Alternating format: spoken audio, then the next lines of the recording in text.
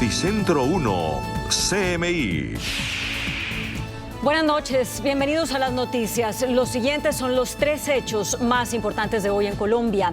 La Superintendencia de Salud realizó una intervención forzosa administrativa a la EPS Sanitas. Esta noche el Gobierno Nacional explicó que la Supersalud tomó posesión de los bienes, saberes y negocios de la EPS Sanitas y que el proceso durará 1 año.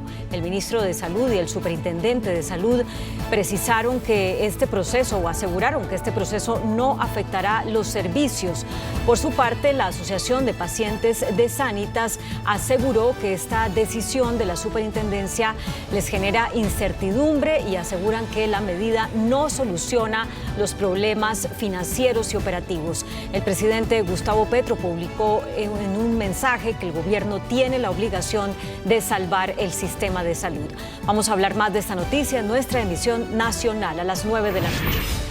Un menor de 12 años fue rescatado por la policía en un lujoso apartamento del barrio El Poblado de Medellín, luego de ingresar con un ciudadano colombo-australiano. El hombre fue capturado y se investiga si el niño fue víctima de abuso.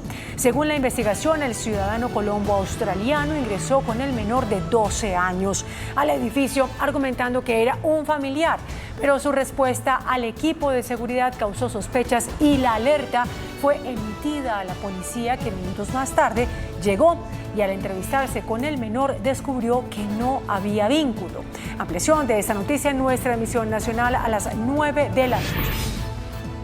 La Asamblea Cafetera convocada por el gobierno sigue siendo objeto de críticas por parte de diferentes sectores. Gremios y las dignidades agropecuarias consideran que se está excluyendo de esta manera del debate a organizaciones que reúnen gran parte de la caficultura colombiana y hacen un llamado para que se respete la institucionalidad y se trabaje como unidad nacional. Vamos a hablar más de esta noticia en nuestra emisión nacional a las 9 de la noche. Las siguientes son las noticias más importantes del mundo hoy. Rechazo mundial por ataque de Israel con misiles a convoy humanitario que mató a 7 voluntarios que repartían comida. Ucrania lanza el ataque más profundo en Rusia. Trump paga la fianza de $175 millones para apelar caso de fraude civil en Nueva York. Florida veta el aborto y buscará incluirlo en su constitución estatal. Terremoto de 7.5 en la costa de Taiwán activa alertas de tsunami. Niño de 12 años asesina a 2 compañeros y hiere a varios más en Finlandia. Un ataque aéreo israelí dejó sin vida a 7 trabajadores humanitarios extranjeros de la ONG World Central Kitchen en Gaza. Israel dijo que este fue un hecho infortunado. El ejército de Israel perpetró un ataque aéreo en Gaza dejando sin vida a 7 trabajadores humanitarios de la organización no gubernamental World Central Kitchen. Por medio de un comunicado, la ONG confirmó que entre los fallecidos se encontraban ciudadanos de Australia, Gran Bretaña, Polonia, un ciudadano de doble nacionalidad de Estados Unidos y Canadá, más uno de nacionalidad palestina, quienes viajaban en 2 vehículos blindados identificados con el logotipo de la ONG. Además, que a pesar de coordinar los movimientos con las fuerzas de defensa de Israel, el convoy fue alcanzado cuando salían de su almacén, después de descargar más de 100 toneladas de ayuda alimentaria que llegó a Gaza por vía marítima. Por su parte, el primer ministro de Israel lamentó el ataque. לצערנו, ביממה האחרונה היה מקרה טרגי של פגיעה לא מכוונת של כוחותינו באנשים חפים מפשע ברצועת עזה. זה קורה במלחמה, אנחנו בודקים את זה עד תום, עומדים בקשר עם הממשלות ונעשה הכל כדי שהדבר הזה לא יישנה שוב. Ante este suceso, el gobierno del Reino Unido ha convocado a la embajadora israelí. A su vez, solicitó una investigación rápida y transparente. Dos fuertes sismos sacudieron Taiwán y provocaron alertas de tsunami. Un movimiento telúrico de magnitud 7,5 y otro de 6,5 impactaron cerca de Taiwán y las islas del sur de Japón. Las autoridades de ambos países emitieron alerta de tsunami para sus regiones costeras, donde se anticiparon olas de hasta 3 metros.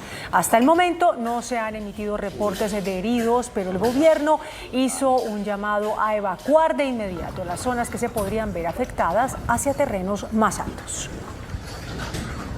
Ucrania realizó el ataque más profundo que ha hecho ahora dentro de Rusia. El ejército de Kiev bombardeó un polo industrial de fabricación de drones iraníes.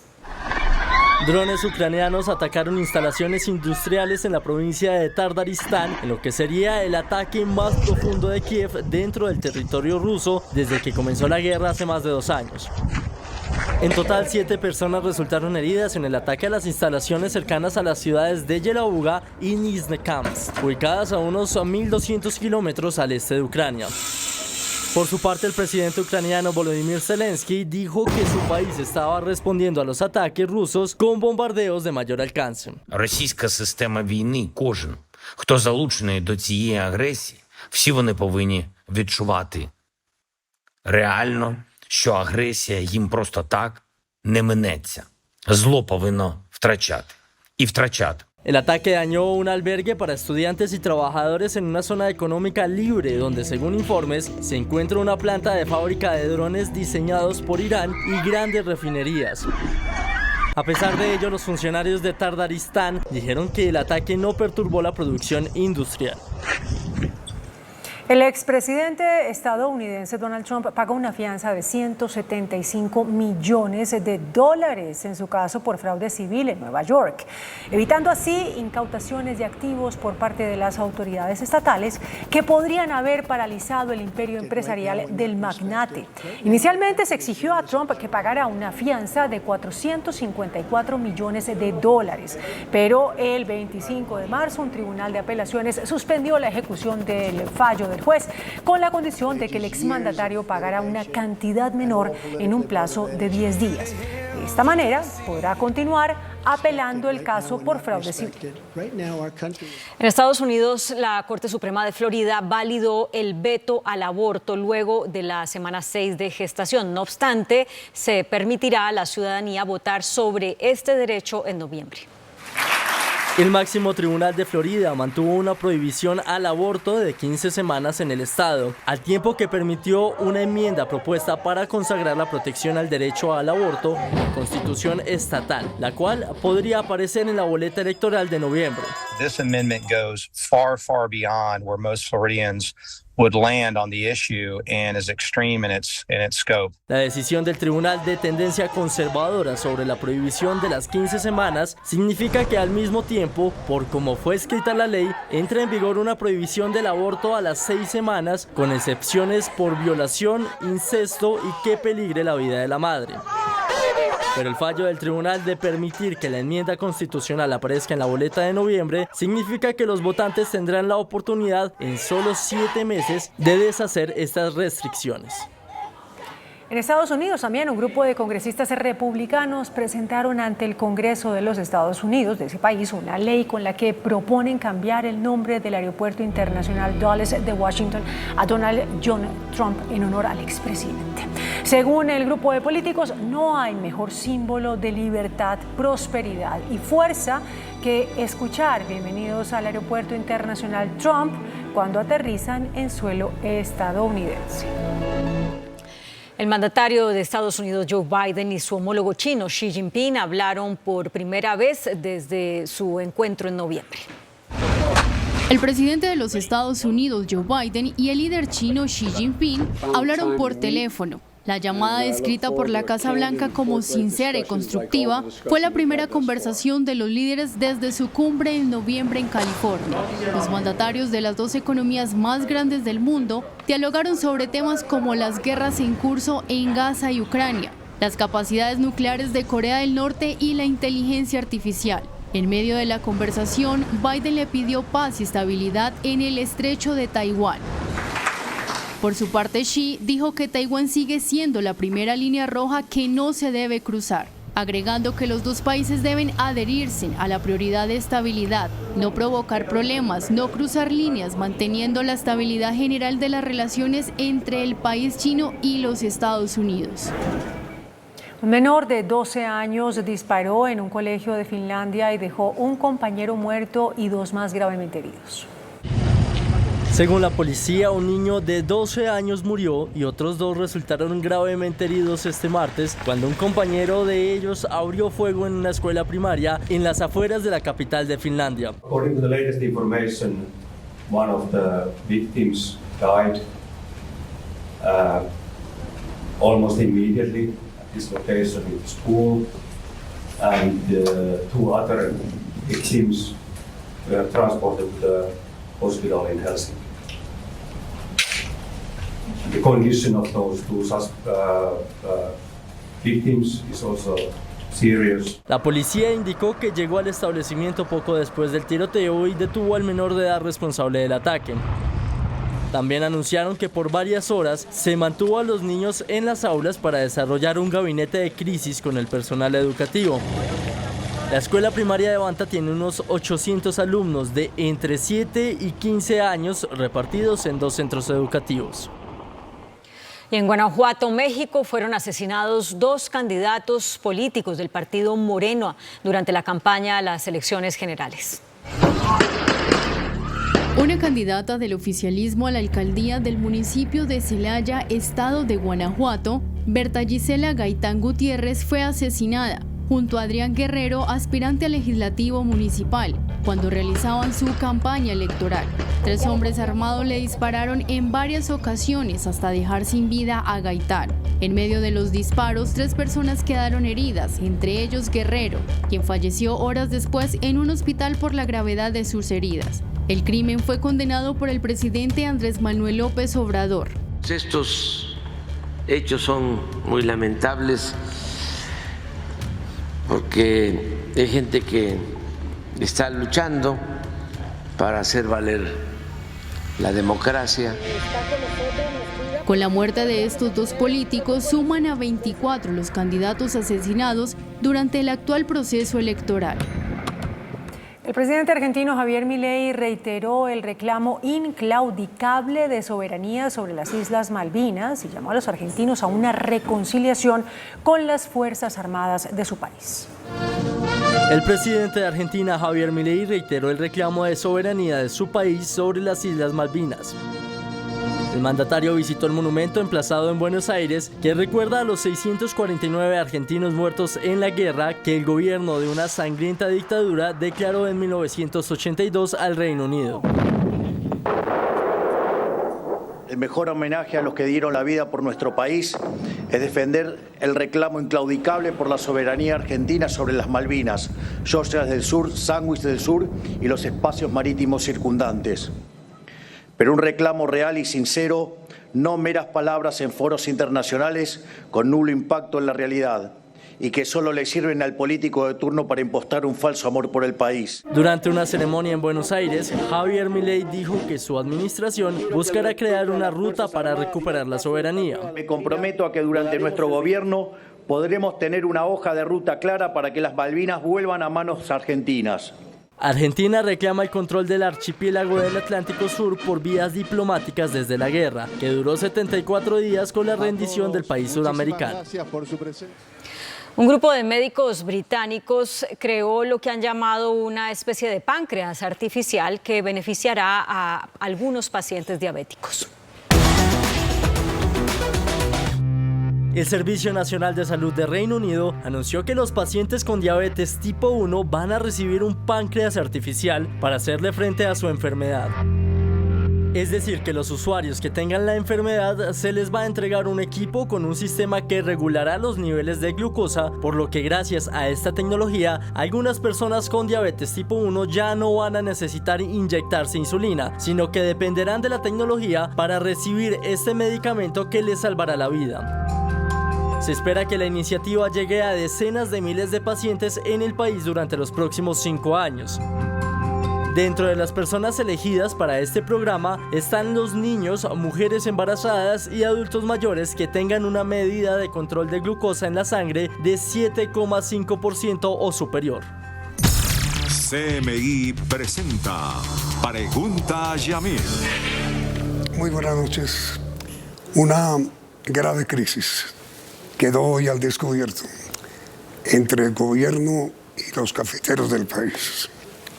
La señora ministra de Agricultura, la doctora Jennifer Mojica, convocó para mañana lo que llamó Asamblea Nacional Cafetera, sin contar con la Federación de Cafeteros, ni con los comités departamentales de cafeteros, ni con el Comité de Dignidad Cafetera, ni con la Unión de Cafeteros de Colombia, ni con todas las demás organizaciones cafeteras del país. Inclusive el exministro Fernando Londoño dijo hoy en su programa radial que el presidente Petro tiene lo que llamó, comillas, el proyecto homicida de acabar con la Federación de Cafeteros. Nuestro invitado esta noche es el doctor Óscar Gutiérrez, quien es el actual presidente del Movimiento de Dignidad Cafetera, que tampoco fue invitado a la reunión cafetera de mañana. Doctor Gutiérrez, gracias por aceptar esta invitación. ¿Usted qué opina, entre otras cosas, de la afirmación del doctor Fernando Londoño contra el presidente Petro sobre su acción contra los cafeteros? Cordial saludo, Yamit, para ti y para toda la audiencia. Hay un rasgo que puede conducir efectivamente a que haya una grave situación, porque digamos que la institucionalidad cafetera y la parafiscalidad cafetera tiene unos componentes que incluyen a la Federación de Cafeteros, pero que va mucho más allá de la Federación de Cafeteros. Estamos hablando de la garantía de compra, de las cooperativas de caficultores, de los programas de extensión en las áreas cafeteras, de la investigación científica. Estamos hablando de la comercialización interna y externa del grano, de los bienes públicos y de una cantidad de obras en zonas cafeteras sumamente importantes. Desordenar todo ese esquema y dar un salto al vacío, sin saber quién va a manejar realmente cómo se maneja hoy por parte de Gobierno Nacional y Federación el Fondo Nacional del Café, es sin duda un riesgo que podría significar lo que el doctor Londoño señala, una especie de homicidio. Pero usted ve realmente de parte del gobierno la intención de conducir al fin de la Federación de Cafeteros. Hay una contradicción que más que gobierno-federación, yo diría que es del presidente Petro con la federación, que tiene origen por la designación, ¿cierto?, contra su voluntad de quien hoy es gerente general de la federación y que ha llevado a un enfrentamiento, a una pelea, a una polarización en la cual nada están sacando realmente, ni el gobierno, ni la federación, y mucho menos los cafeteros de Colombia, que son en última los grandes afectados, porque un montón de decisiones que deberían haberse tomado ya para mejorar el ingreso de los cafeteros, para mejorar las condiciones del crédito, los abonamientos, la situación de la renovación de los cafetales, etcétera, etcétera, no se han podido tomar porque no hay una buena relación, un buen entendimiento que permita, ¿cierto?, la solución de esos problemas. Sí, tradicionalmente las relaciones entre el gobierno y la Federación de Cafeteros han sido buenas, pero se rompieron bajo el gobierno del presidente Petro cuando él le pidió al Congreso Nacional Cafetero que aplazaran la elección del nuevo gerente general porque él tenía que viajar a Caracas, que las aplazara 24 horas mientras regresaba y fijaba su posición sobre quién pensaba él debía ser el nuevo gerente de la federación. Eso lo mandó decir con los ministros Ocampo, entonces de Hacienda, y la ministra de Agricultura, la doctora López. Cecilia López. Eso es cierto, pero lo que pasa es que ese era un proceso que venía de atrás y todos pensamos que el presidente estaba al tanto y que había aceptado todo el proceso. Y fue contra su voluntad. Y fue un trino, después de que ya estaban todos los delegados en Bogotá, que le envió a los delegados al Congreso para que aplazaran la elección. Sí, sí.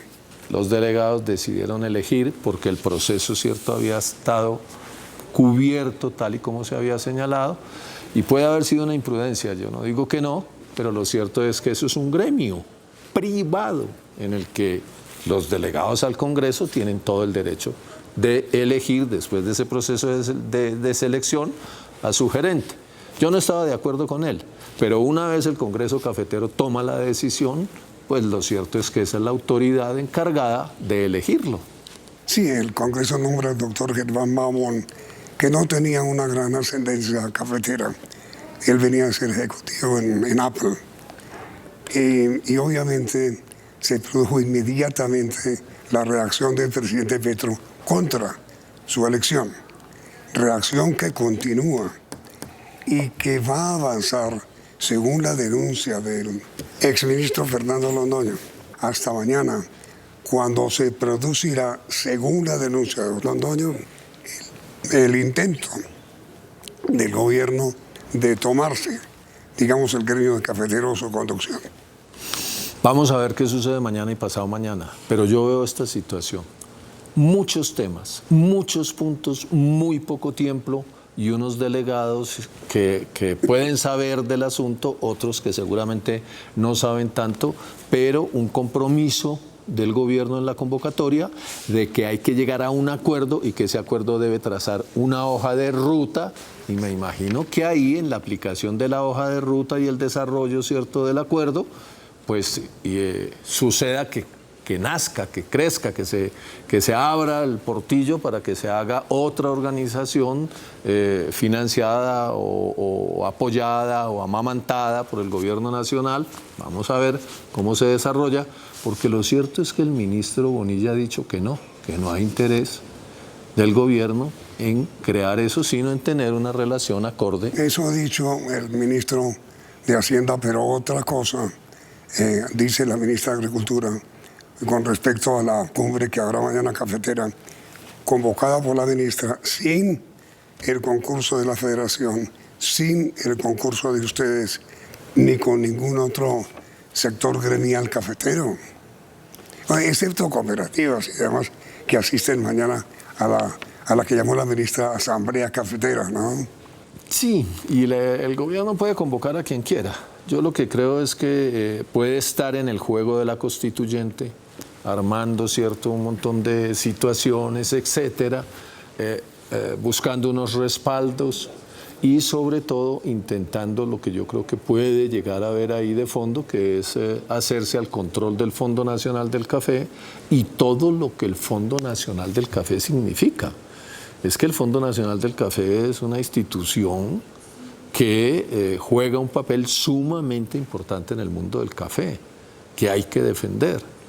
Si se quita los recursos del Fondo Nacional del Café, la contribución cafetera, se acaba la garantía de compra, van a quedar los cafeteros colombianos como están hoy los cafeteros mexicanos, que están quemando su café, discutiéndole a Nestlé el precio y diciendo que en esas condiciones no son capaces de producir, porque es obvio que sin la existencia de ese fondo y de esa garantía de compra, el privado puede comprar el café al precio que se le dé la gana. Ese es el riesgo grande, cierto, que estamos corriendo. El doctor Londoño, en su editorial que tienen en una emisora local aquí, se preguntó lo siguiente, doctor Gutiérrez: ¿qué es lo que tiene Petro contra la federación? ¿Qué es lo que quiere hacer organizando una nueva Federación Nacional de Cafeteros en un plan que tiene preparado para generar caos, en la representación cafetera?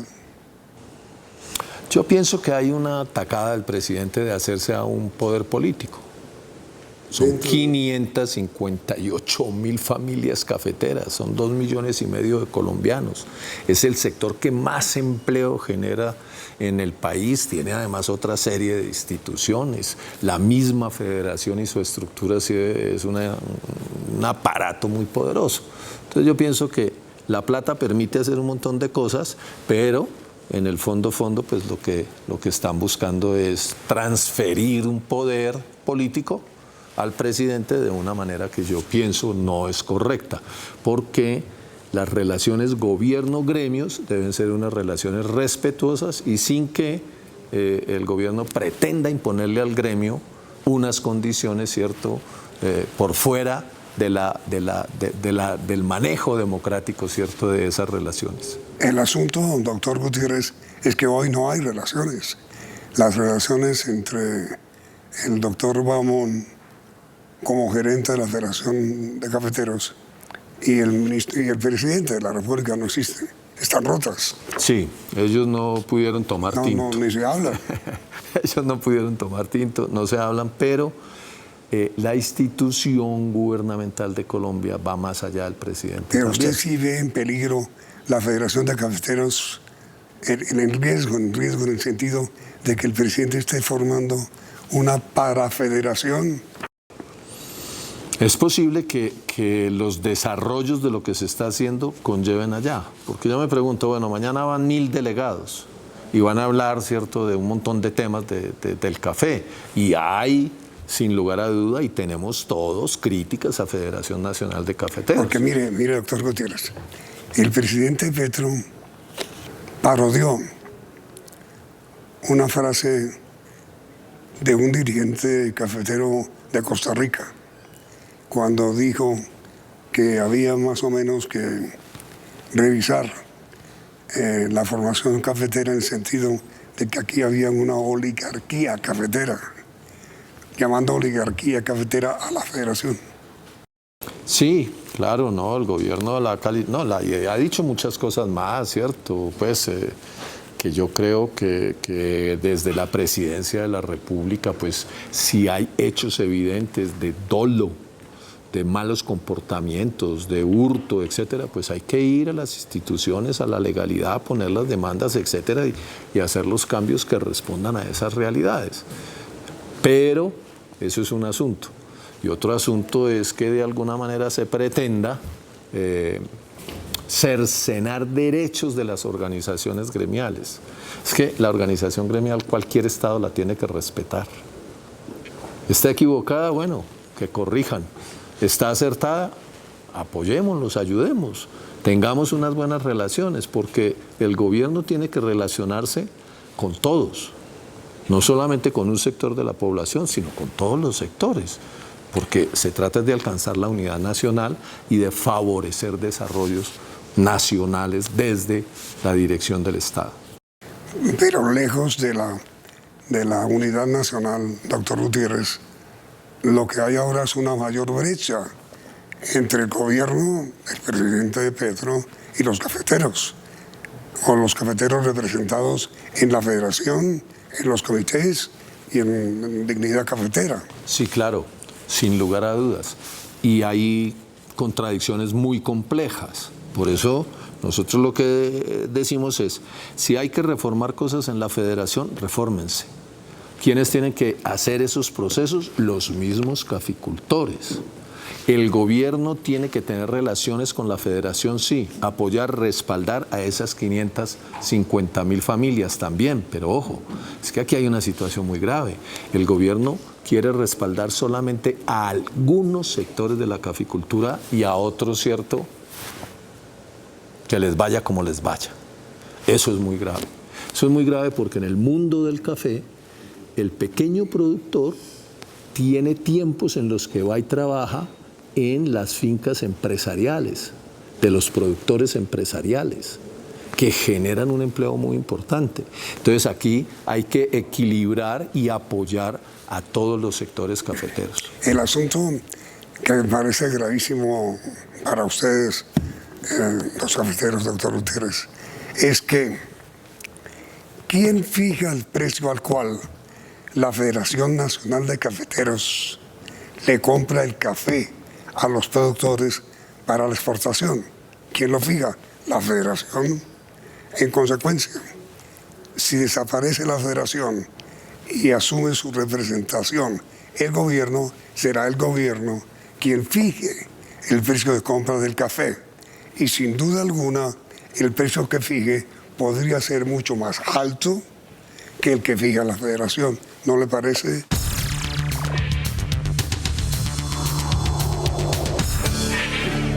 ¿Usted teme, doctor Gutiérrez, que eso puede pasar?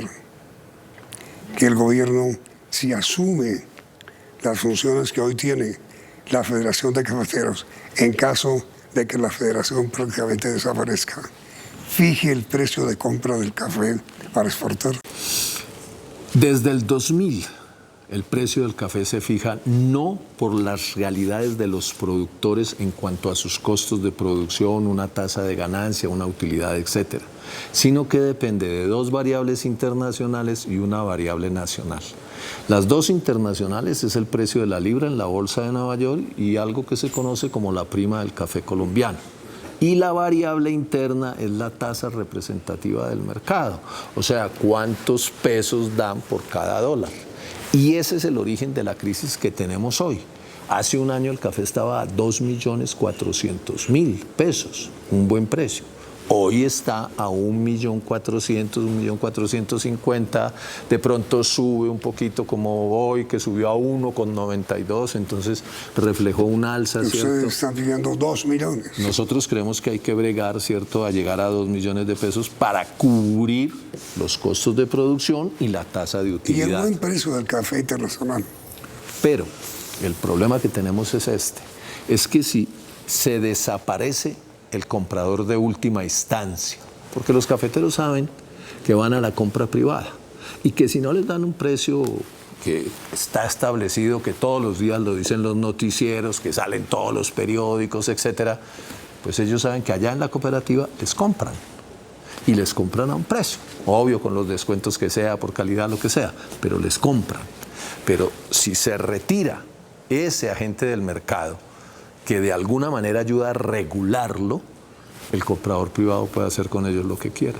Y ahí no hay gobierno que valga. ¿Por qué? Porque entonces el gobierno tendría que ponerse a comprar café.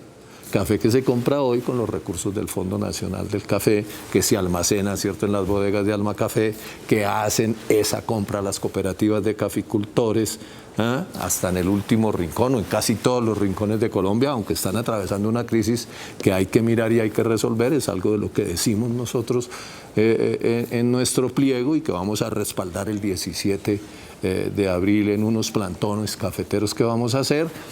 Y todos esos asuntos son los que le estamos diciendo al gobierno: venga, resuelva lo que hay que resolver hoy. Podemos discutir otro montón de cosas después si quiere, pero meternos a hacer un montón de discusiones hoy sin resolver eso que es la urgencia, el ingreso, las deudas, el crédito, los abonamientos, la renovación de cafetales y todos los asuntos relacionados con la producción, no tiene sentido. No tiene sentido. El gobierno está por fuera de la realidad cafetera, por el interés de crear una organización distinta con un ánimo, creo yo, de manejo económico, pero sobre todo de manejo político de esa masa inmensa de caficultores. Es un asunto bien complicado, doctor Gutiérrez, porque, entre otras cosas, la cafetera es una industria privada en Colombia, privada. Sí. Y sin embargo, ustedes tienen manejo oficial, entonces cualquier colombiano no entiende cómo la política cafetera, que debería ser manejada privadamente, la maneja el Estado. Es que el problema es que cuando el café era todo, y llegó a ser el 97% de las divisas del país, pues los gobiernos, con una lógica más o menos obvia, dijeron, bueno, el manejo de este negocio, ¿cierto? Tiene que estar presente el gobierno porque se trata de las divisas. O sea, Colombia es a pesar de y gracias a no, el y existía café. El pacto cafetero. Claro, y había pacto cafetero y había cierto una y cuotas. Entonces, eso llevó a una cantidad de miembros del gobierno en igualdad de condiciones con miembros cafeteros para el manejo de ¿qué? Para el manejo de los recursos del Fondo Nacional del Café. Pero ojo, en Fedegan los recursos parafiscales de Fedegan también tienen un manejo con el gobierno. ¿Qué origina los recursos del Fondo Nacional del Café? Una contribución que pagan todos los cafeteros. Al Estado. Al Fondo Nacional del Café. Al Estado. 6 centavos. ¿Por qué? Pero no, es que el fondo realmente es una cuenta en el Banco de la República. Que la maneja gobierno y federación. Sí. 6 centavos de dólar por libra exportada hoy. ¿Y usted cree que para salir de semejante enredo que se está planteando, enredo quiero decir, el riesgo de que desaparezca la Federación de Cafeteros, es posible? Todo depende de cómo se vaya a manejar y todo depende del comportamiento que asuma también la federación, porque yo pienso que hay una serie de cosas que la federación tiene que corregir, sin lugar a dudas. Tiene que hacer una revisión. Doctor Gutiérrez, no hay ningún tipo de relaciones, ninguno, entre el gobierno y la federación. No, sí hay. No, relaciones. Sí. Bueno, no hay con el presidente, pero hay relaciones no, de acuerdo, en el Fondo Nacional del Café, lo maneja institucionales, exacto. Pero lo puede manejar el Estado, el gobierno. Ah, sí, le podrían quitar, ¿cierto? Acabar el contrato y dejar de existir el contrato. Que se va a terminar, son 10 años. Sí, pero es en el 28. Sí, a la vuelta de la esquina. Sí, estamos de acuerdo. Pero de aquí a allá yo creo que hay que tener resueltos un montón de temas, ¿sí?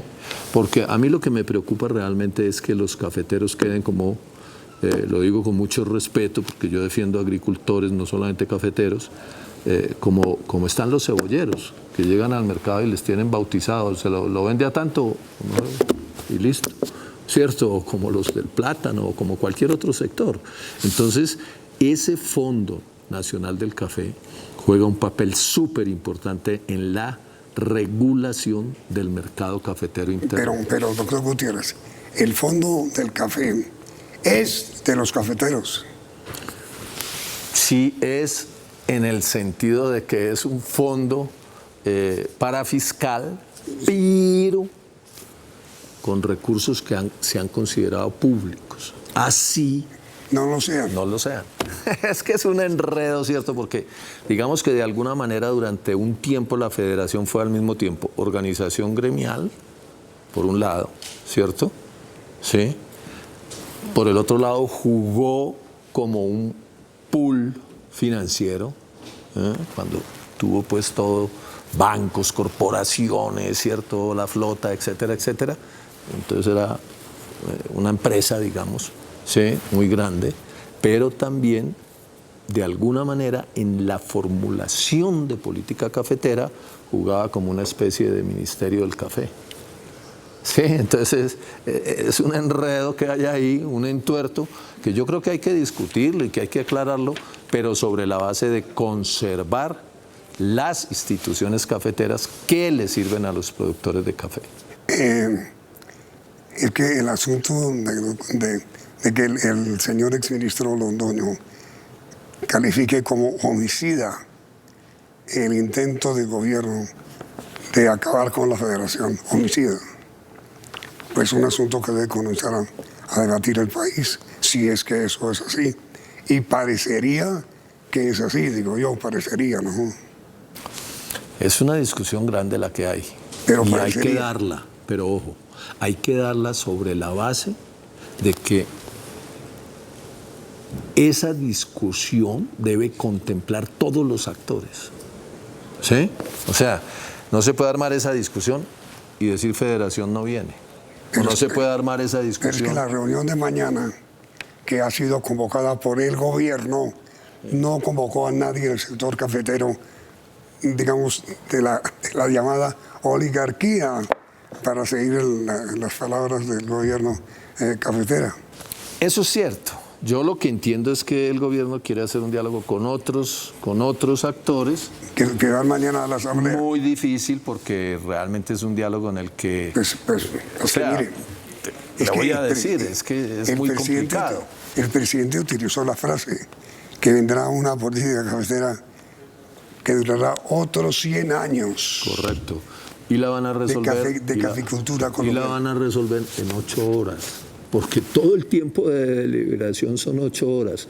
Una jornada por la mañana de 2:30, otra jornada de la tarde de 2:30 y otra al otro día de 3 horas. En 8 horas se va a formular la política para 100 años. A partir de mañana, sin la federación, sin los comités y sin dignidad cafetera.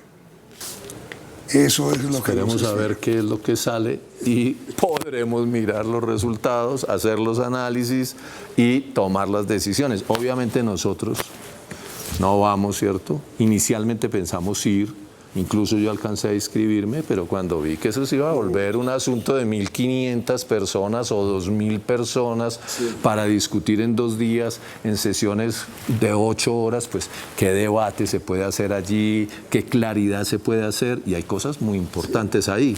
Dígame usted, por ejemplo, esto. ¿Cómo es la reforma agraria cafetera? Con un minifundio como el que tiene el mundo del café. Cafetero, sí. Pues mire, doctor Gutiérrez, el tiempo desgraciadamente nos ha acabado. Muchas gracias por aceptar esta invitación y todos deseamos que haya una pronta solución para el bien de los cafeteros y para el bien de Colombia, que más o menos somos lo mismo. Para el bien del país, como dices tú. Es así. Y mil gracias por la invitación. Y a ustedes, televidentes, gracias por la sintonía y los invito a que continúen aquí, en Noticentro 1, CMI.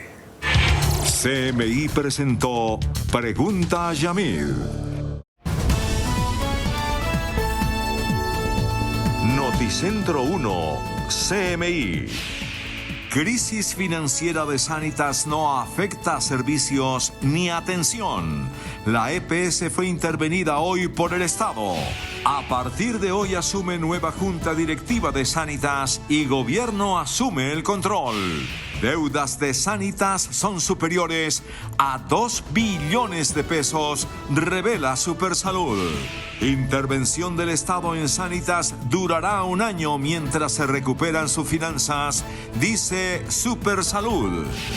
Incertidumbre en pacientes de Sanitas por intervención del Estado. Esto terminará costando vidas, dice la ANDI. Mañana se decide suerte de la reforma a la salud. Desde mañana, Asamblea Nacional Cafetera. La Federación Nacional de Cafeteros podría desaparecer. Nuevo caso de abuso de menores en Medellín. Revelan video que compromete a agresor sexual norteamericano. Piden declarar emergencia energética. Iniciamos nuestra segunda hora de noticias. La Superintendencia de Salud asumió el control de la EPS Sanitas al ordenar su intervención. En el Palacio de Nariño está la periodista de Noticentro 1 CMI, Diana Giraldo, con los detalles de esta información. Adelante, Diana. Muy buenas noches, Claudia y televidentes. Esta noche, aquí en la Casa de Nariño, el ministro de Salud, Guillermo Alfonso Jaramillo, el superintendente de Salud, Luis Carlos Leal, explicaron ante los periodistas las razones que motivaron la intervención de Sanitas, la EPS más grande del país. En una intervención que no tardó más de 5 minutos, los funcionarios dicen que están garantizados los servicios a los más de 6 millones de pacientes pese a esta decisión. Muy buenas noches para todas y para todos. La Superintendencia Nacional de Salud el día de hoy ha tomado la decisión de tomar la posesión de los bienes, haberes y negocios de la EPS Sanitas. Esta decisión se basa en múltiples razones analizadas al interior del Comité de Medidas de la Superintendencia. Dentro de ellas es importante destacar que la EPS no cumplía con los requisitos de habilitación financiera, principalmente frente al patrimonio adecuado y frente a las reservas técnicas de las que tanto se ha hablado. Además, es la EPS que ha liderado un gran número de PQRs que han venido aumentando, lo que significa que las personas afiliadas a esta EPS no encontraban una adecuada satisfacción a sus derechos al interior de la misma. Un tercer elemento que es importante mencionar es que las deudas que tenía esta EPS con los hospitales, clínicas, con todos los prestadores de servicios de salud venían incrementando y para el año pasado, para diciembre, cerraron por encima de los 2 billones de pesos, lo que claramente afecta a la prestación de servicios de salud. Es importante dejar claro que esta decisión no afecta para nada a los afiliados de la EPS, que van a continuar afiliados a esta EPS, que en ningún momento se va a dejar de prestar los servicios de salud y que los usuarios y los prestadores van a poder tener la garantía de que su funcionamiento va a continuar de una manera adecuada. Que esta decisión implica que se ha removido el día de hoy, se ha alejado de su cargo al representante legal, a la Junta Directiva y a la Asamblea de Accionistas de esta EPS. Se ha designado también un agente interventor que, entre otras cosas, es importante destacar que ha tenido intervenciones previas de manera exitosa y que viene de recuperación de hospitales públicos que hoy prestan un servicio de calidad a la población y que ese es el objetivo que tiene la Superintendencia Nacional de Salud con esta intervención. Tomar medidas adecuadas y oportunas para evitar que el colapso financiero al que iba la EPS afecte la prestación de servicios de salud para todas las personas. No afecta para nada a las personas que hacen parte de la prepagada. La medida se toma a partir del día de hoy, que ya se hizo la toma de posesión y de bienes de la entidad y ya se designó al agente interventor. Y además, pues es importante decir que este proceso se realizará con una vigilancia estricta y un acompañamiento por parte de la superintendencia, que además por primera vez da una medida adicional a nombrar un agente interventor, y es utilizar una herramienta que nos da el Estatuto Orgánico Financiero, que nos permite la creación de una junta asesora para este agente interventor, donde están representados los 5 principales acreedores y que nos va a permitir hacer una comunicación entre las aseguradoras y los prestadores de servicios de salud, todo con el ánimo de proteger el derecho fundamental a la salud de todas las personas. Muchas gracias. Bueno, muy buenas noches a todas y todos. Un saludo especial para quienes a través de estos medios nos escuchan en la noche de hoy. Ya oyeron ustedes muy detenidamente la intervención del señor superintendente, el doctor Leal, y lo que el gobierno y el Ministerio de Salud quiere transmitirle a todos los ciudadanos acerca de más de 5 millones de personas que hoy están afiliadas a la EP Sanitas, que pueden estar tranquilos. La intervención tiene como fin, como lo explicó el superintendente, de corregir ciertas situaciones que son menester atender lo más pronto posible, especialmente para beneficio de cada uno de los más de 5 millones de mujeres, hombres, adultos mayores, adolescentes y niños que están afiliados a esta nueva EPS. Por tal razón, nuestro mensaje hoy es de tranquilidad. Aquí los servicios, tanto de la EPS como la prepagada, se van a continuar prestando sin ningún inconveniente. Esto para que ustedes puedan tener la absoluta seguridad y la tranquilidad de que estaremos muy atentos para que ustedes, los ciudadanos que hoy están afiliados a esta EPS, puedan seguir contando con los servicios, con la atención y podamos solucionar los problemas que hoy tiene la EPS y que por supuesto ya fueron mencionados por el informe presentado por el señor superintendente. Pues muchas gracias por la atención y estaremos prestos a estar pendientes para que los servicios y la atención de los ciudadanos sea la mejor. Muchas gracias. Muchas gracias a todos. Buenas noches.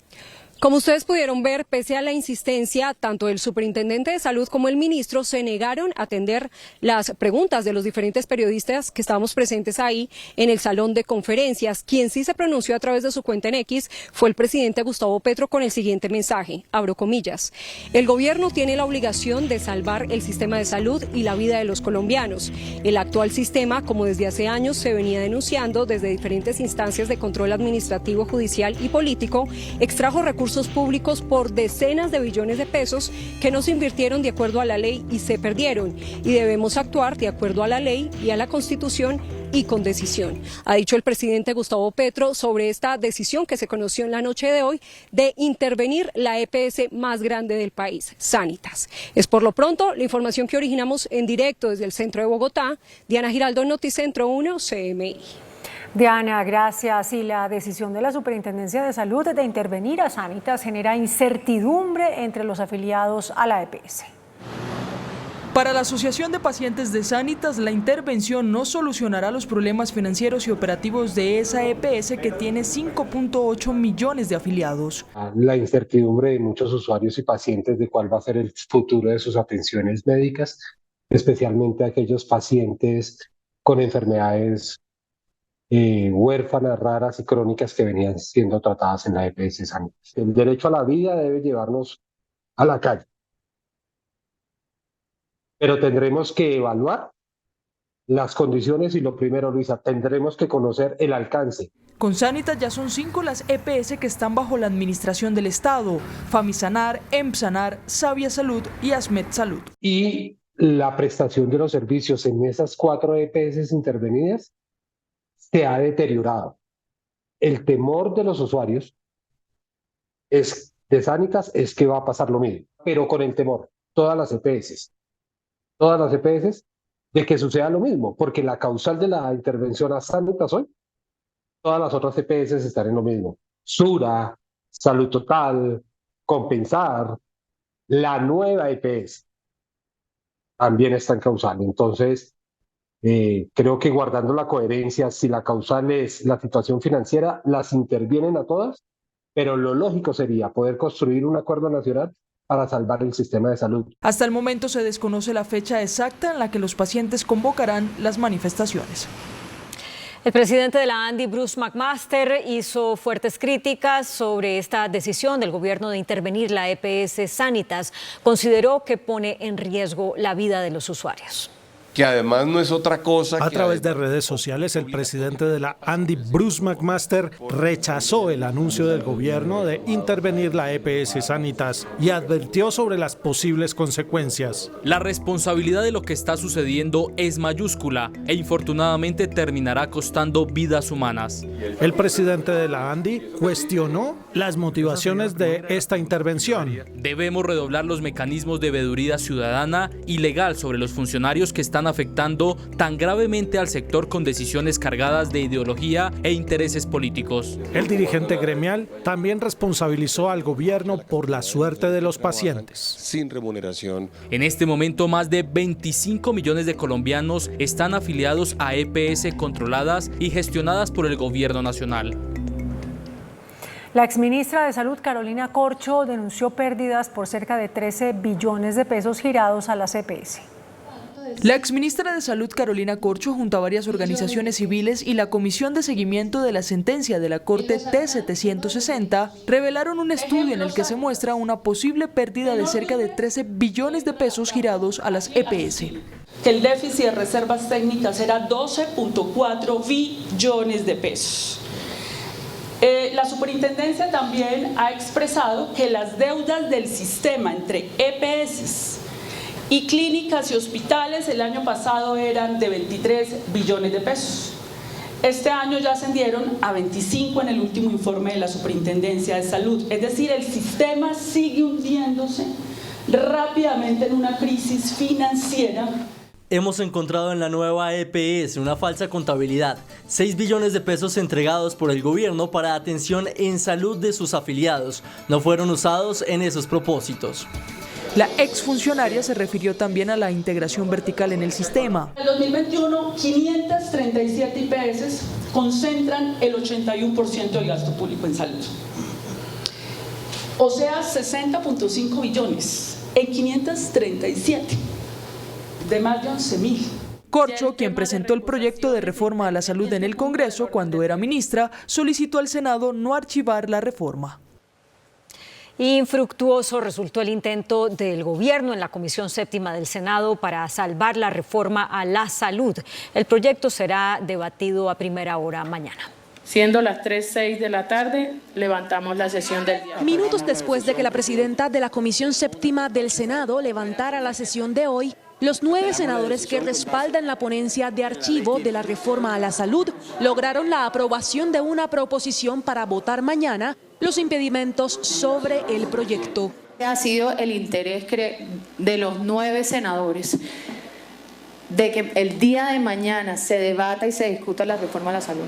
La aprobación de la proposición tomó por sorpresa a Peralta, quien se marchó de la sesión pensando que no se programaría el debate de la reforma. Me toma por sorpresa cuando de manera introspectiva se presenta una proposición para que debatamos hoy impedimentos. Los ministros del Interior y de Salud presentes en el recinto buscaban más tiempo para intentar la concertación de una nueva ponencia para salvar la reforma. Pero si se puede presentar un proyecto el 20 de julio, ¿por qué no intentamos construirlo desde ya?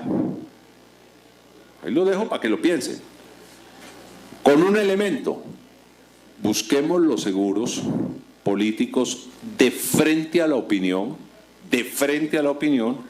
que nos lleve a pensar que ese acuerdo es el que respete todo el Congreso. Mañana a primera hora, si nada extraordinario ocurre, podría votarse la ponencia de archivo de la reforma a la salud, ponencia que ya cuenta con 9 de 14 votos. Ana María Cuesta, Noticentro 1, CMI. El presidente Gustavo Petro instalará mañana en Bogotá una Asamblea Nacional Cafetera, evento convocado por el Ministerio de Agricultura que busca diseñar un nuevo acuerdo cafetero.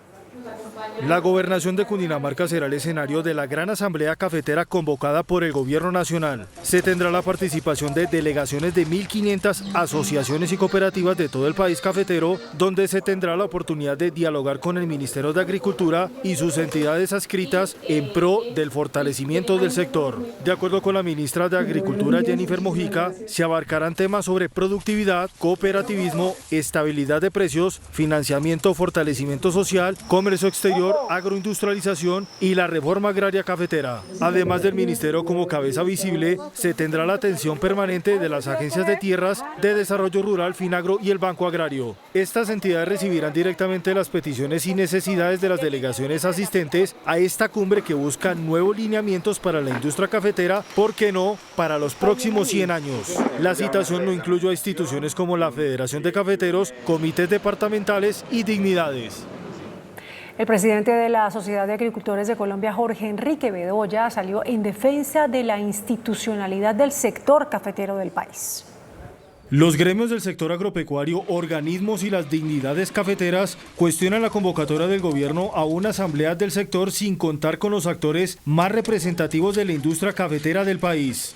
La Sociedad de Agricultores de Colombia señala que este es un gran error que pone en vilo la institucionalidad cafetera. Además, es excluyente con la Federación de Cafeteros, que representa a más de 500.000 familias cafeteras. Este gobierno lo que debería es aprovechar y trabajar de la mano de la Federación Nacional de Cafeteros y en general de todos los gremios de la producción para enfrentar los problemas que tiene el campo, que no son menores. El dirigente dijo que el gobierno debe simbolizar la unidad nacional. El presidente de la República debe simbolizar la unidad nacional y aquí lo que hacemos es un llamado a que se proteja ese derecho a asociarse libremente y por supuesto que se fomente el trabajo conjunto. La agremiación espera mensajes de certidumbre desde el gobierno nacional.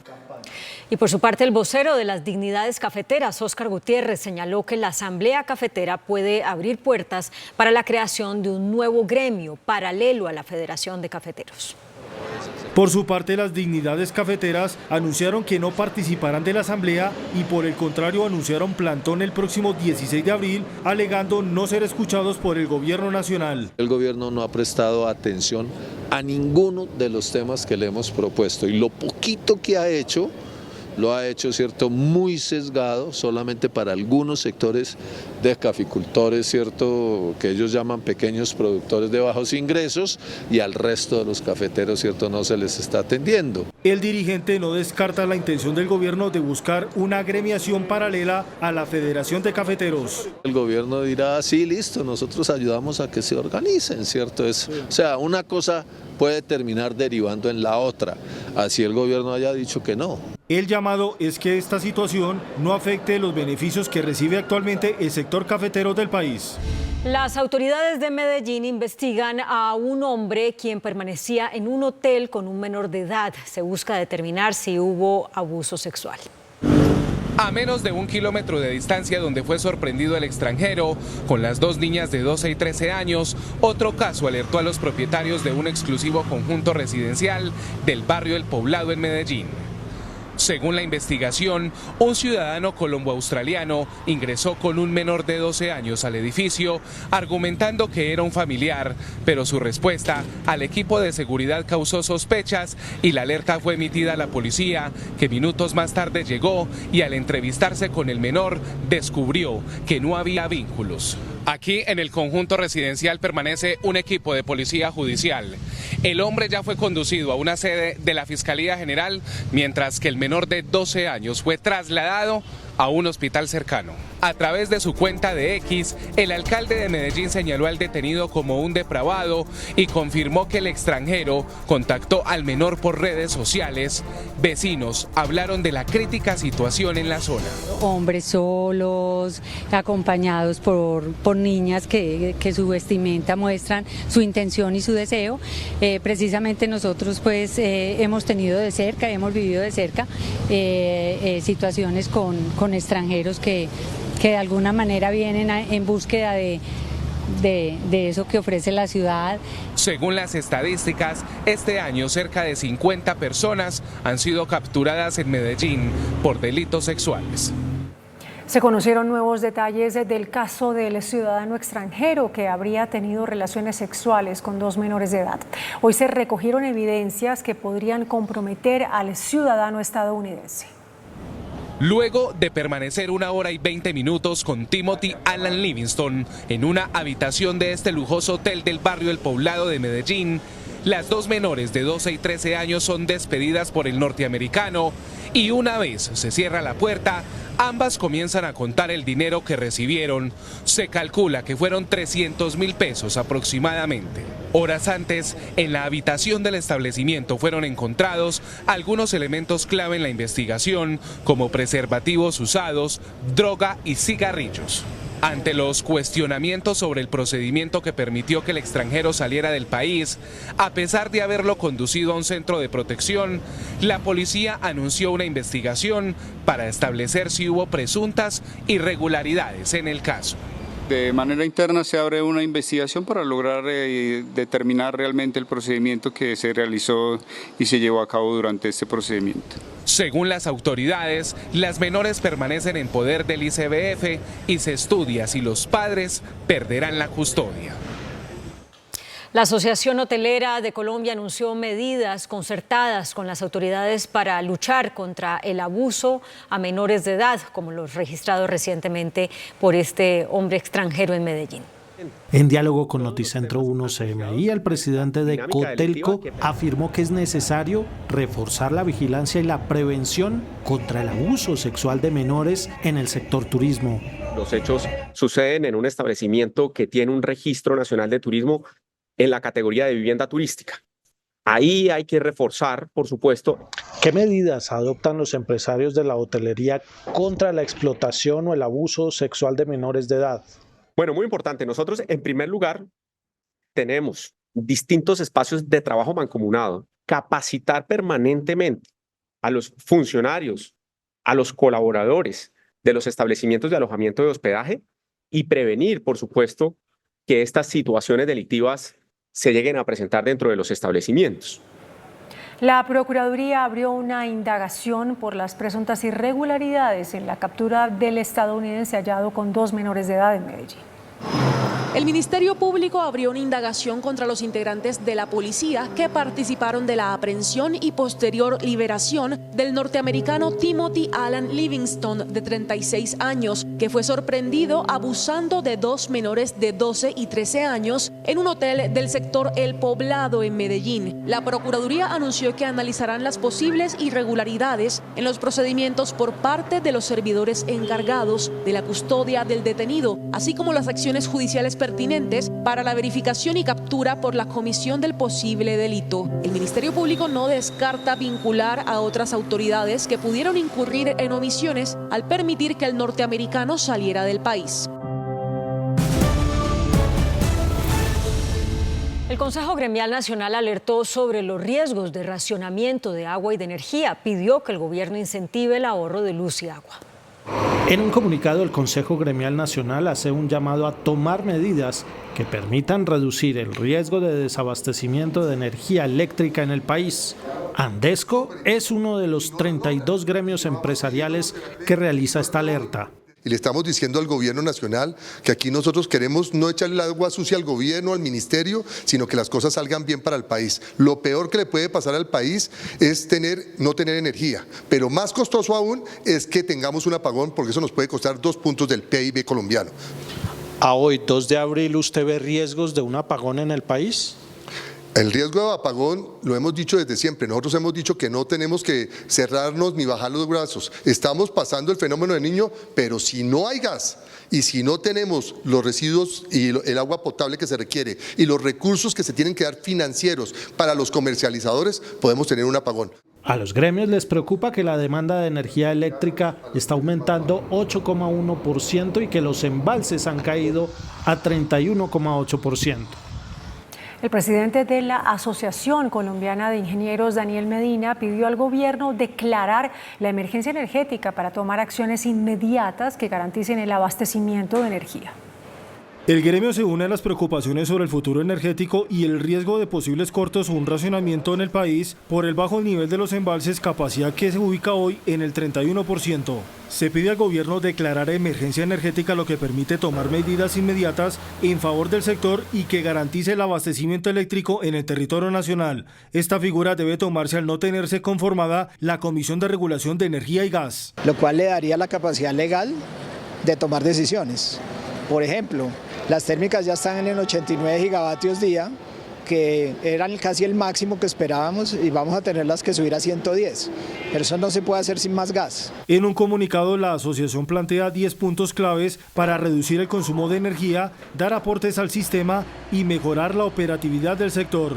Se tendrá que importar más gas natural para la generación térmica. Esto tendrá impactos en las tarifas. Para darle capacidad a las térmicas de que sigan generando y prever si el Niño se nos extiende más. Se espera que las lluvias lleguen en la primera quincena de abril y recuperar algunos embalses que están en estado crítico.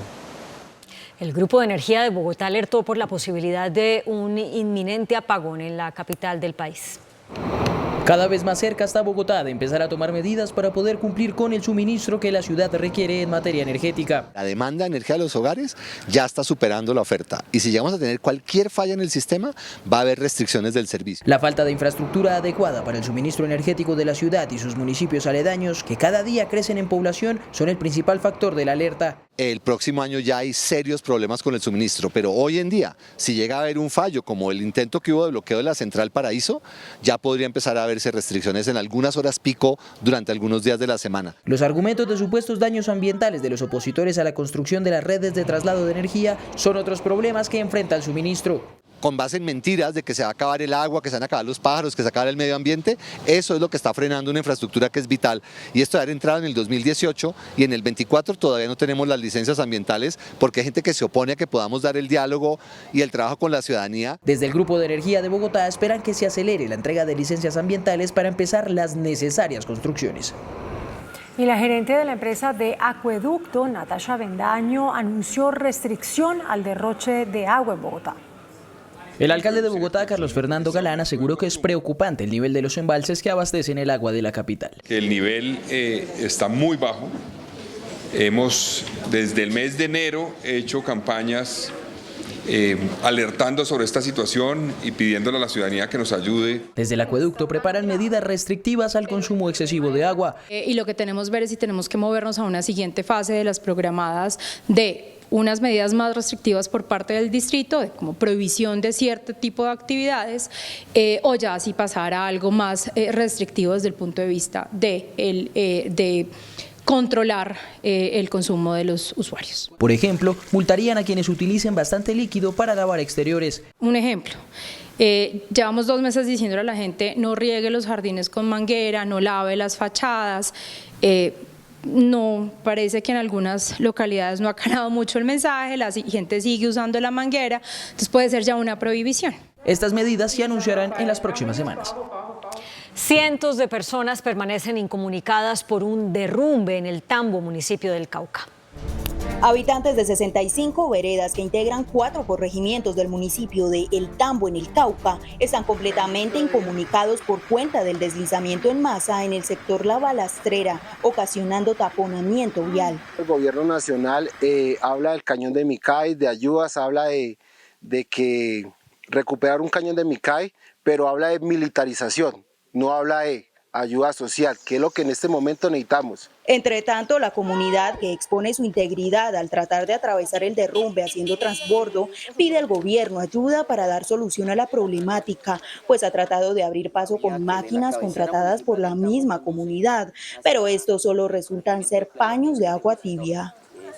El ministro de Defensa, Iván Velásquez, reconoció una expansión de las disidencias de Iván Mordisco. Noticentro 1 CMI conoció un informe de inteligencia militar que da cuenta que las disidencias FARC se expandieron de 15 a 19 departamentos. Los nuevos son Valle del Cauca, Quindío, Huila y Tolima. Justo hoy el ministro de Defensa Iván Velásquez reconoció esa expansión de las disidencias al mando de alias Iván Mordisco.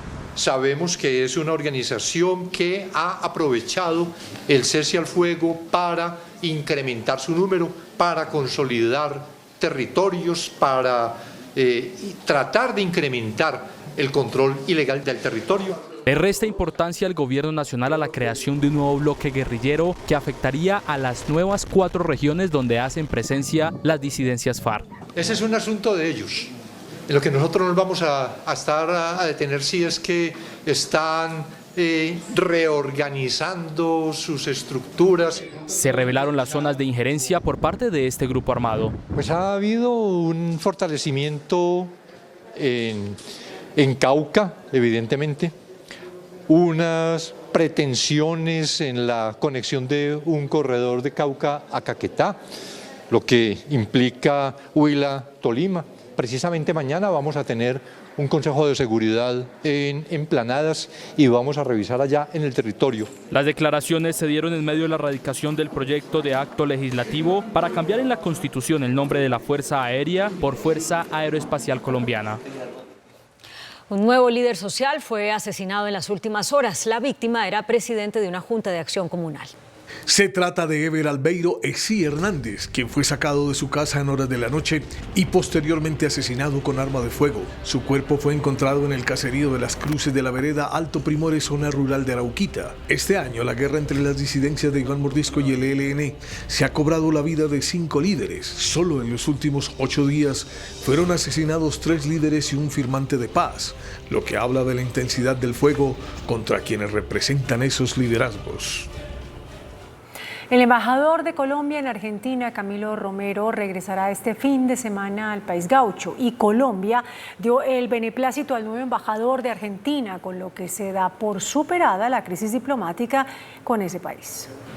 Después de 3 meses de estar en consultas, este sábado regresará el embajador Camilo Romero a Argentina, con lo que se da por superada la crisis diplomática con ese país. Después de la crisis viene la calma y ahora el trabajo mancomunado. Yo creo que este es un ejemplo contundente de cómo, teniendo en cuenta las diferencias que son evidentes, se puede trabajar de manera unida. Colombia también le dio el beneplácito al nuevo embajador designado por el presidente Javier Milei. La primera confrontación que se dio, había pedido justo ese día el beneplácito de su nuevo embajador de Argentina en Colombia, y de parte de Colombia ya se hizo el trámite y esperamos pues que ellos definan cuándo viene su embajador a nuestro país. La canciller argentina Diana Mondino visitará Colombia para afianzar las relaciones entre los países que superan los 200 años. Las cancillerías de Colombia y Ecuador anunciaron el inicio de la repatriación de presos colombianos en ese país. El gobierno le dio vía libre a la repatriación del primer grupo de colombianos detenidos en Ecuador. Hemos convenido con las autoridades del Ecuador que habrá una repatriación de 13 compatriotas que están condenados en cárceles ecuatorianas y que llegarán efectivamente en los próximos días, en este mes de abril, a distintas cárceles colombianas. Aunque las autoridades ecuatorianas habían alertado sobre la deportación de 1.500 presos, hoy el gobierno descartó esta cifra y aseguró que será un proceso concertado y progresivo. Los repatriados tendrán que estar condenados y haber cumplido la mitad de la pena, y bajo ninguna circunstancia quedarán en libertad. Justamente el día de hoy hemos ratificado esa buena voluntad que siempre existe entre estos dos países hermanos. Los repatriados tendrán que estar condenados y haber cumplido la mitad de la pena. El gobierno aclaró que no hay riesgo de que queden en libertad. Nosotros le otorgamos plena confianza a la sentencia que puso un juez ecuatoriano y la seguimos ejecutando aquí. El 25 de abril, en Ipiales, se adelantará una reunión binacional para analizar temas de interés como el crimen organizado, la venta de energía a Ecuador y la repatriación de nuevos presos a Colombia.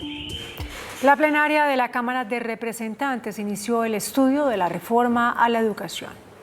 Este martes inició el trámite en segundo debate de otra de las grandes reformas del gobierno nacional relacionada con el sistema educativo. Nuestros maestros no son los mejores maestros en condiciones de remuneración, de estímulos, de cualificación. En el año 2017, Colombia ocupó el segundo lugar con los salarios más bajos para docentes después de México. Aunque todo apuntaba a que el proyecto tendría el camino despejado para su aprobación, no se logró avanzar en la discusión del articulado, pues hay división sobre la inclusión de temas como la deserción escolar y el cese de clases por los paros de maestros. Cuando de manera injustificada, con razones que no van al caso, sectores del sindicalismo de FECODE en Colombia le están restringiendo 67 días en promedio a los estudiantes en el país. La presidencia de la Cámara tendrá que reagendar el estudio del proyecto para el inicio de la votación del articulado. La Corte Suprema advirtió que quienes deciden tener hijos por métodos de reproducción asistida no pueden cuestionar la paternidad aportando pruebas de ADN. La Corte hizo el pronunciamiento al analizar el caso de una pareja de mujeres que tuvo 2 hijos por inseminación artificial con un donante anónimo de esperma. Al terminar la relación, la mujer que prestó su vientre quiso que la justicia la reconociera como la única madre y para ello presentó una prueba de ADN para demostrar que sus hijos no tenían el material genético de su expareja. Pero la Corte estableció que la presentación de esta prueba no debe tenerse en cuenta cuando se presentan este tipo de casos entre parejas que dieron su consentimiento para traer al mundo a un bebé por métodos de reproducción asistida. Advierte la Corte que es imposible impugnar a posteriori la relación paterno-filial que surge sobre pretexto de la inexistencia de vínculo con base en una prueba científica cuyo resultado excluyente se sabe de antemano.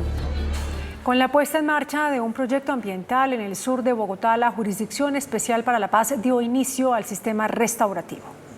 En un ejercicio lleno de simbolismos y con la siembra de especies nativas en una zona de la localidad de Usme, al sur de Bogotá, la Justicia Especial para la Paz dio inicio a lo que se conoce como el sistema restaurativo, que permitirá a los responsables de crímenes cometidos en el marco del conflicto armado reparar a las víctimas con un aporte ambiental. Y a través de esa discusión podamos llegar a priorizar aquellos procesos que resulten más significativos, que cubran un mayor número de víctimas. En el proyecto denominado Siembras de Vida participaron 46 comparecientes que han aceptado responsabilidades en crímenes como los denominados falsos positivos, donde también se escuchó la voz de las víctimas. Perdonando ellos a nosotros y nosotros a ellos. El director de la Unidad Nacional de Protección, Augusto Rodríguez, reveló que el funcionario investigado por hacer turismo en las camionetas de la entidad sigue vinculado y protegido por fuero sindical. Como si se tratara de una empresa de turismo, un funcionario de la Unidad Nacional de Protección, identificado como Francisco Torres Luna, ofrecía tours por Bogotá en camionetas blindadas de la entidad. Esa es una práctica indebida y abusiva de algunas personas que han tenido poder dentro de la Unidad Nacional de Protección. Pese a la gravedad de los hechos, Torres sigue vinculado a la unidad. Según el director, Augusto Rodríguez, el fuero sindical lo hace intocable. No hemos ido a retirar ninguno porque la Fiscalía no nos ha ayudado. Nosotros tenemos bastantes denuncias penales sobre actos ilegales. Ahorita en este momento estamos pidiendo cita con la señora fiscal para que nos reciba todas estas denuncias que tenemos. La Procuraduría abrió investigación disciplinaria contra el funcionario, que según se conoció, cobraba más de 250.000 pesos a ciudadanos extranjeros por pasearlos en estos vehículos que deberían estar protegiendo a líderes en riesgo. El 90% de los municipios de Cundinamarca no están preparados para enfrentar las emergencias que se podrían presentar por la temporada de lluvias. Así lo reveló el Cuerpo de Bomberos del departamento. Podemos decir que aproximadamente el 90% no están preparados, precisamente ¿por qué? Porque hay emergencias que superan la capacidad operativa, logística del municipio. Por si fuera poco, hay 18 municipios que en este momento no tienen convenio con Cuerpo de Bomberos. Y estamos en el primer ya temporada de lluvias, lo cual también genera que tengamos que tener obviamente una preparación, un alistamiento. Las lluvias ya empezaron a causar estragos en municipios como Soacha, que alista sus recursos para enfrentar posibles emergencias. Hemos tenido equipos de succión, maquinaria en cada una de las comunas y en los puntos donde focalmente e históricamente siempre nos hemos inundado. En La Calera, por su parte, hacen frente para que las fuertes granizadas que se han presentado en los últimos días no generen una emergencia similar a la ocurrida 2 años atrás.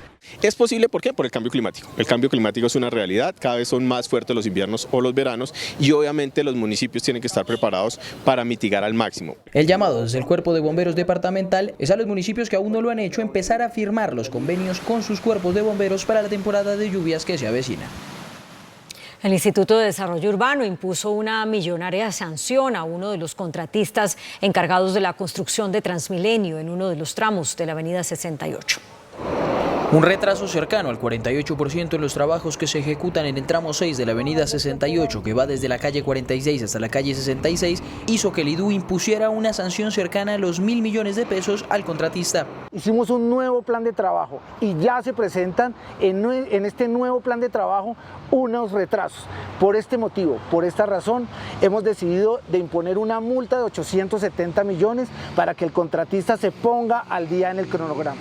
Lo que aseguran residentes y transeúntes del sector es que el panorama en este grupo de la avenida 68 es prácticamente así a diario, completamente desolado. Yo veo que hay vallas y todas esas cosas, pero gente trabajando yo no veo. No vemos nada, ¿no? Está vacío, no hay gente trabajando, no hay gestión. La entrega total del megaproyecto de la avenida 68, según el cronograma, se realizará en octubre del año 2026. Una mujer frustró el robo de su motocicleta en Bogotá en medio de una balacera protagonizada por 2 delincuentes. No tiene freno la inseguridad en Bogotá. Atención a los siguientes videos. Una joven mujer quien se movilizaba en una motocicleta se enfrentó a 2 delincuentes armados que intentaron robarle su vehículo. El hecho se presentó en la localidad de Normandía, en Bogotá. En el video quedó captado el momento exacto en el que 2 sujetos que se movilizaban en otra motocicleta intentaron robarla. La mujer empieza a gritar y saltar pidiendo ayuda a los vecinos.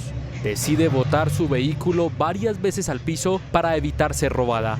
Los delincuentes escaparon. La policía afirma no tener conocimiento de este caso. La ONG protectora del medio ambiente Greenpeace llevará a cabo una expedición en el Pacífico colombiano para estudiar el impacto del cambio climático.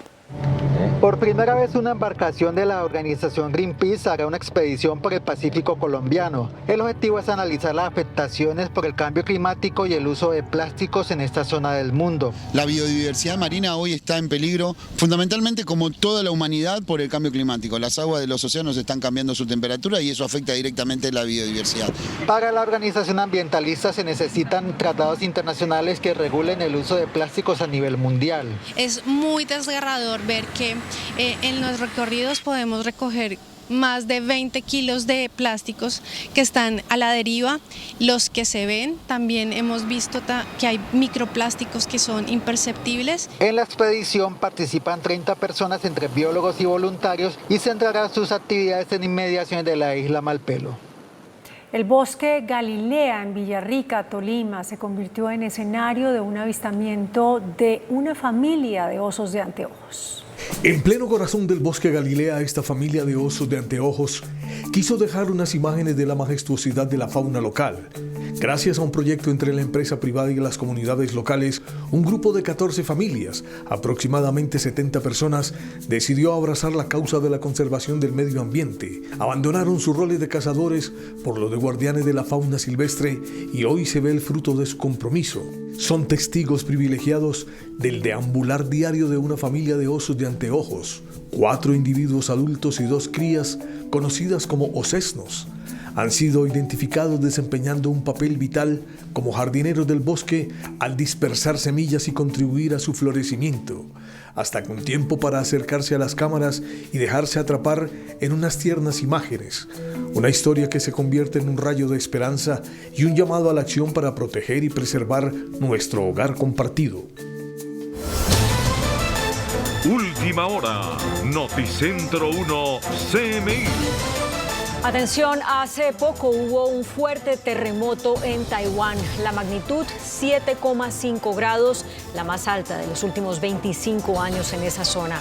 Las autoridades declararon alerta de tsunami. Un momento de pánico vivió la población de Taiwán cuando un poderoso sismo de magnitud 7.5 sacudió el país, provocando la destrucción de varios edificios y el deslizamiento de tierras. A su vez, las autoridades emitieron alerta de tsunami con olas superiores a los 3 metros de altura. Hasta el momento, según los reportes de los sensores sísmicos, se han presentado al menos 5 réplicas, una de ellas de magnitud 6,4. Actualmente se están llevando a cabo operaciones de rescate en los edificios que se derrumbaron. Asimismo, Japón emitió un aviso de evacuación para las zonas costeras del sur de Okinawa. Este sismo es el más fuerte que se ha registrado en la isla en 25 años, de acuerdo con las autoridades del país. La ministra de Agricultura, Jennifer Mojica, anunció ante un grupo de congresistas del eje cafetero que el gobierno reactivará el Fondo de Estabilización del Café. Varios congresistas del eje cafetero se reunieron con la ministra de Agricultura para hablar sobre la situación del sector. Es increíble que un país donde se produce café, que es el principal generador de empleo agro en Colombia, como lo decíamos, 540.000 familias, hoy el café que consumimos en nuestro país, en más del 90% es un café de mala calidad importado. Y tenemos que revisar y pedir al gobierno que se evite que se remezcle con café colombiano y se exporte. Según los congresistas, el gobierno se comprometió a brindar apoyo a través del Fondo de Estabilización del Café, anuncio que hará oficial el presidente Gustavo Petro esta semana. Por fin, después de pedirlo más de 6 meses, el gobierno nacional va a abrir el Fondo de Estabilización de Precios del Café para poder subsidiar la producción. Va a tener una doble apertura, uno vía subsidio y otro con políticas de mediano y largo plazo. El gobierno también se comprometió a revisar la situación de la importación del café y su impacto en el agro. El grupo Gilinski ya tiene el 88,7% de las acciones minoritarias del grupo Nutresa. La oferta pública de adquisición que termina mañana miércoles completó 1.257 aceptaciones del total de las acciones minoritarias. Con esta operación, Gilinski se hace al 100% de la compañía de alimentos. El índice de capitalización de la bolsa, que mide el comportamiento de las 25 principales acciones, cerró al alza. El índice selectivo MSCI Colcap de la Bolsa de Valores de Colombia subió 1,3% a 1.372 puntos. La acción del Grupo Suramericana fue la que más subió, con una valorización de 5,47% a 31.640 pesos. La acción de la inmobiliaria API fue la que más bajó, con una pérdida de 3,65% a 66.000 pesos. La acción más negociada de la jornada fue la de Colcap, al movilizar más de 22.000 millones de pesos, con una variación positiva de 2,13% a 13.879 pesos. Y el dólar cerró a la baja. Indicadores económicos en Noticentro 1, CMI. La tasa representativa del mercado que regirá para mañana miércoles será de 3.845 pesos con 22 centavos. Los profesionales de cambio compran la divisa en promedio entre 1.730 pesos y la venden entre 1.790 pesos. Un euro cuesta 4.149 pesos con 30 centavos. La libra de café en Nueva York se cotizó a $1.97. El azúcar se transó en 22,33 centavos de dólar la libra. El barril de petróleo WTI se cotizó en $85.44. La referencia Brent para Colombia se cotizó en $89.19. Una acción de Ecopetrol cuesta $2.245. Y regresamos con la noticia internacional más importante a esta hora, y es que debido al terremoto registrado en las últimas horas, el Ministerio de Defensa Nacional de Taiwán ha anunciado el despliegue de personal militar en varias áreas del país, incluidas las ciudades de Taipei y Hualien.